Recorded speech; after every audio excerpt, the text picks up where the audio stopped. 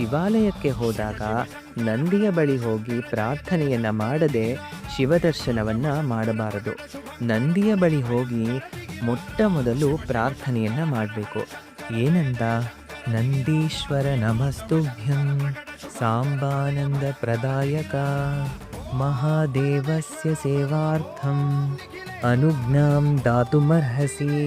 ಶಿವದರ್ಶನವನ್ನು ಮಾಡೋಕೆ ಮುಂಚೆ ನಂದೀಶ್ವರನ ಬಳಿ ಹೋಗಿ ಈ ಶ್ಲೋಕವನ್ನು ಹೇಳಿ 2 ಕೈಗಳನ್ನು ಜೋಡಿಸಿ ಈ ಶ್ಲೋಕವನ್ನು ಹೇಳಿ ತಲೆಯನ್ನು ಬಾಗಿ ನಮಸ್ಕಾರ ಮಾಡಬೇಕು. ಇದು ನಂದೀಶ್ವರ ವೃತ್ತಾಂತದಲ್ಲಿ ಬರುವ ಒಂದು ದಿವ್ಯವಾದ ಶ್ಲೋಕ. ಹಾಗಾಗಿ ಇನ್ನು ಮುಂದೆ ನಾವು ಯಾವುದೇ ಶಿವಾಲಯಗಳಿಗೆ ಹೋದಾಗ ನಂದೀಶ್ವರನ ಬಳಿ ಹೋಗಿ ಈ ಶ್ಲೋಕವನ್ನು ಹೇಳಿ ತಲೆಬಾಗಿ 2 ಕೈಗಳನ್ನು ಜೋಡಿಸಿ ನಮಸ್ಕಾರವನ್ನು ಮಾಡೋದನ್ನು ರೂಢಿ ಮಾಡಿಕೊಳ್ಳೋಣ. ಎಲ್ಲರಿಗೂ ನಮಸ್ಕಾರ. ಶ್ರೀಮಾತ್ರೆ ನಮಃ.